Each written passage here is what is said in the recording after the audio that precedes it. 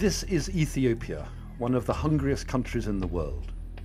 But here, foreign companies are spending billions of dollars to grow food for export. An area the size of Britain has been handed over to corporations in the last 3 years. It's called a land rush. I'm in Ethiopia's remote southwest Gambela region to investigate claims that large numbers of small farmers are being moved off their land by the government. Now, all this land for the next hour of our driving is going to be some kind of farming, intensive industrial agriculture.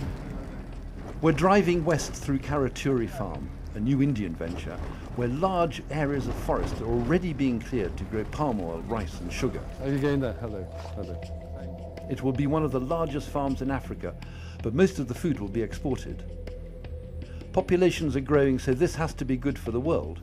But what about Ethiopia's poor? The man in charge is Kamjit Shekon. So how big will this whole farm be? Phase 1, 100,000 hectares. After that? After the second phase, 100,000 plus 200,000. So 300,000 hectares. And if I started walking at one end, how long would it take me to get to the other end?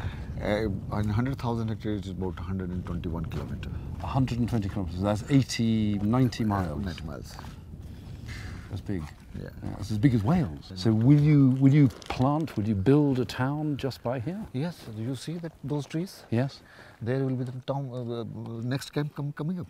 So that will be Camp 2 and that will be 10,000 people? Maybe 10 to 15,000. Karaturi says it will build home schools and clinics for as many as 60,000 workers. But on one of their other Ethiopian farms, similar promises made by the government have yet to be fulfilled.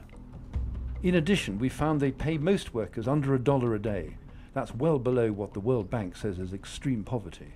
I think that because you were the first people here, you've got the best land. I think you've got the river access. We never saw the land. Yeah? Oh, you never saw it? They gave it to us, we took it. Seriously? Seriously. You did not even see it? Yes. They offered it to you? They offered, that's all. Oh, yeah. Hi, Razak.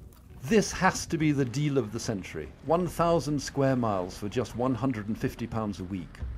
Plus, they get tax breaks and roads built for them by the government.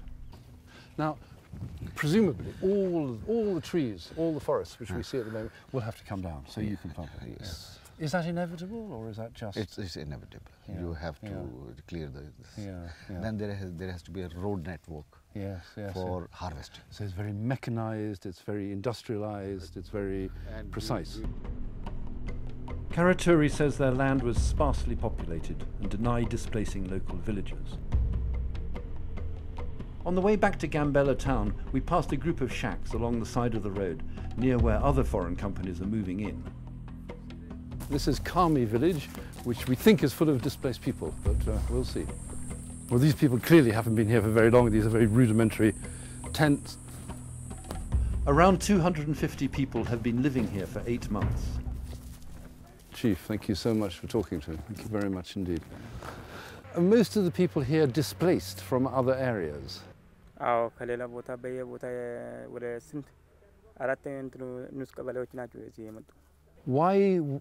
did they have to move? በፈላጎት ነው ለምሳሌ መንግስት መጀመሪያ ቀስቀሳ ሲናደርግልኛው በፈላጎት ጥሩ ነገር እንዲሰሩልን አሁን በየቦታ ተበታተነው ነው ያለው The government moved these people and told them they would get a health clinic, a school, as well as fresh drinking water. So far, only the foundations have been dug. Okay, these people are pastoralists. They're quite used to moving backwards and forwards across land. What they don't realize is this land may be taken away from them forever. That would be very different for them. I'm going to the state government to find out how many companies have come to Gambela. Hello. And we want to know how many people will be affected by the land rush. We've got 3 maps here in the investment office. This is the extraordinary map because it shows that for the last, for 10 years, 12 years, there's been just about nothing. In 2007, it started going right up. Since then, there have been hundreds, and I've just been told that the total number of investors in Gambela region is 896. Now, that is an extraordinary figure from absolutely nothing only 10 years ago. Kasahun Zerfu is one of the department's senior officials. What countries are they coming from? India, Saudi Arabia, and China, and so forth. Can you explain why you are relocating villages? We relocate villagers to obtain clean water in one place, to obtain medical services. So the two things are very separate. One is the relocation, the deliberate relocation of villages, and the second thing is the investment by the foreigners, and the two have no link whatever. There is no link. Yeah. So it's a coincidence. Yeah. That the villagers are relocating. Yes. Yes. Yeah. So the villagers, when they relocate, can they go back to their land? No. They can't go back to their land. Yeah. So it who takes the land? Voluntary relocation. It's all voluntary. Yeah. Yeah. That's why. Kasahun said as many as 15,000 people are being moved, but at the same time, thousands of square miles is being cleared. Great swathes of Gambella are being ecologically devastated. Carbon emissions will rise and wildlife will vanish. I had been told about a village not far from the Karature farm that had been cleared just weeks ago. Actually, the whole of this was the village. So it's not just a few houses which we see left there. All of this was actually a village pretty recently. There's nothing left, they've all gone. And they've left the storage pots.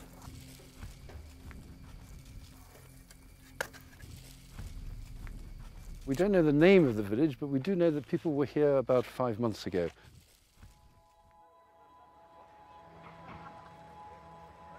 Gambella is up for grabs, and foreign investors are not the only ones moving into the region. Wealthy Ethiopians from other parts of the country are also leasing huge areas of land.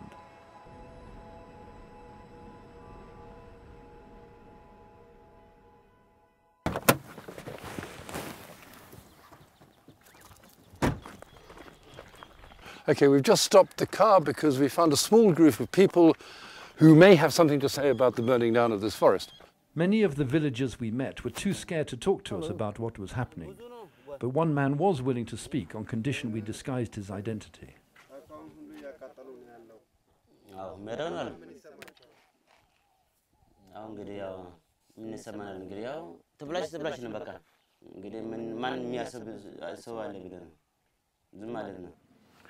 Have you tried to stop the bulldozers? Have you tried to stop them setting fire to the ground? The farmer told me he didn't want to move to a resettlement village. Will they have to forcibly evict you? The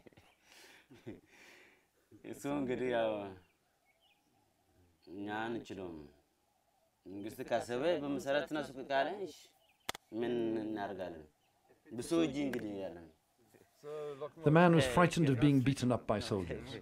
Some farmers have reportedly disappeared or been killed for speaking out against the government. Do you think you're in danger?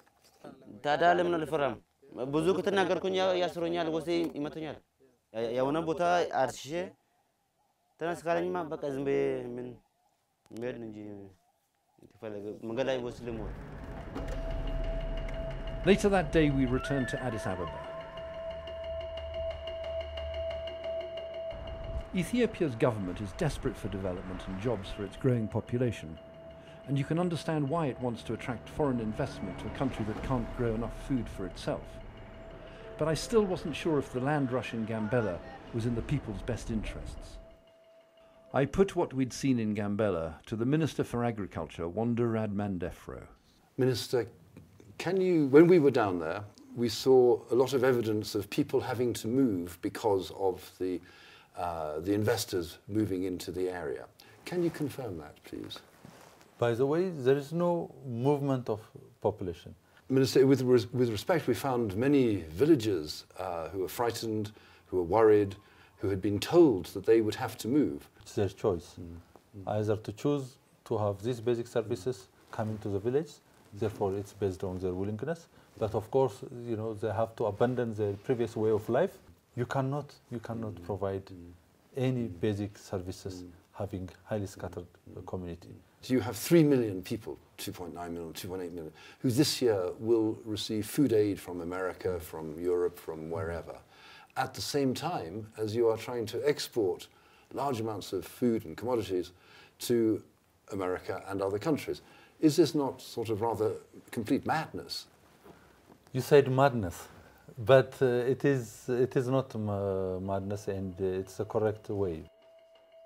The government is saying that Ethiopia's poor will only become less reliant on aid if they give up their old way of life, and that large-scale industrial farming in places like Gambella is not just the future, but a development necessity. We've just come out from the minister, and clearly he's hoping for an enormous increase in productivity in farming in Ethiopia. The danger, clearly, is that the companies take advantage of this, that they will grow what they want to grow, and they will sell it to whom they want to sell it, and the real benefit for Ethiopia will never be seen at all. And the real danger for Ethiopia is that they will have given away their land for next to nothing.